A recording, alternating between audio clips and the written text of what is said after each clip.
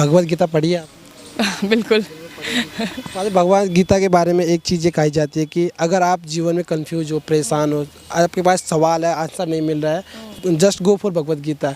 तो क्या ये संभव है आपके अकॉर्डिंग कि उस इतनी मोटी लगभग होती होगी किताब, 250-300 पेज की, उस इतनी मोटी किताब में आप हर किसी के जीवन के सारे आंसर हैं, ये पॉसिबल है आपके अनुसार? 100%।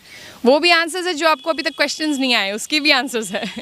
बिकॉज मेरे अनुभव में चाहे कभी भी लाइफ के डिफरेंट फेजेस में कभी भी पढ़ा होगा, उसका जो एंगल, जो आंसर मिला है, उसका एंगल स्लाइटली अलग हुआ होगा।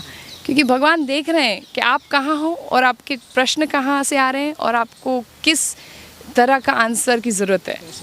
या he knows, because he is our well wisher, he is our best friend. वो हमारे माता पिता है, वो हमारे लवर है, ही इज़ एवरीथिंग।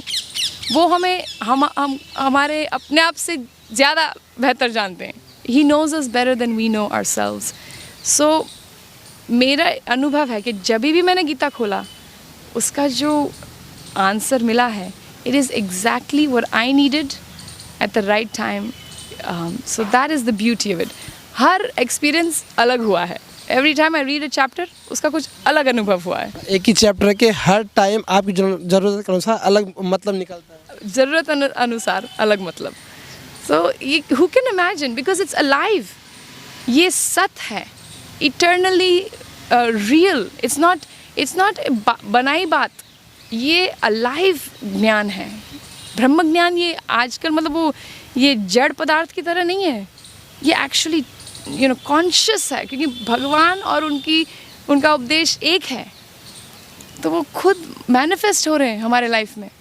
हमारा देश का जो युवा है ना, उसमें एक मिथ है कि जो भगवत गीता नहीं, ये हमारे लिए नहीं, ये बुजुर्ग के लिए। जब हम उस एज में जाएंगे, 60+ हो जाएंगे, तब हम लोग जाके पढ़ेंगे। और आमतौर पे हमारे घर के लोग भी, अगर कोई युवा भगवत गीता पढ़ने लग जाए, तो वो कहते हैं कि बेटा ये तुम्हारे मतलब की नहीं है, अभी जाके स्कूल का पढ़ो, SSC की तैयारी करो, ये तब तैयारी करो। ये तो बात की बात है, जब तुम बुजुर्ग हो जाओगे सब कुछ हो जाएंगे। इस पर क्या कहेंगे आप? यूथ मिसकंसेप्शन में है कि नहीं ये हमारे लिए नहीं है, इस पर कुछ कहेंगे आप? इट्स लाइक सेइंग कि सेहत के बारे में अभी ध्यान रखने की ज़रूरत नहीं है, बाद में देख लेंगे। ये सेम कंसेप्शन हुआ ना। लेकिन अगर बचपन से ही आप अनहेल्थी खा रहे हो, रोज़ समोसे 10 चढ़ा रहे हो और गुलाब जामुन 10 खा रहे हो, तो आपकी जो टीनेज ईयर्स भी वैसे ही होंगे। सो ऐसा नहीं कह रहे कि SSC के लिए मत पढ़ो और पढ़ाई मत करो, कोई नहीं कह रहा, वो तो पूरी तरह करो। लेकिन उसके साथ साथ गीता का अध्ययन मिनिमम 5-7 मिनट अ डे, उतना तो कर सकते हो। 5 मिनट 10 मिनट उतना तो कर सकते हैं। मैं हमारे बच्चे को ये कहती हूँ कि 10 मिनट कर लो बेटा। अगर वो कह रहे कि आज टाइम नहीं है, नहीं 10 मिनट कर लो मिनिमम। आरती में 5 मिनट लगती है। क्योंकि अगर अभी से हम वो हैबिट न डालें तो भूल ही जाओ। मतलब ऐसा तो नहीं है कि टीनेज में एक दिन एकदम चमत्कार होगा और आप खोल दोगे, ऐसा तो नहीं होगा।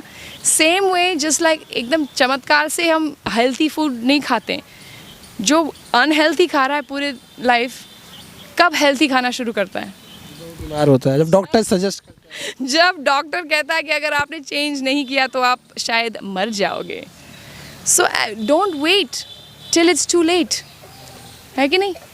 बचपन से शुरू करोगे तो इतना इजी, आसान पड़ जाता है। अब तो बच्चे सोचते भी नहीं है कि अगर हम बोले अभी बैठना है, बचपन से ही हो सकता है। उसके बाद अगर देन इट्स टू डिफ़िकल्ट।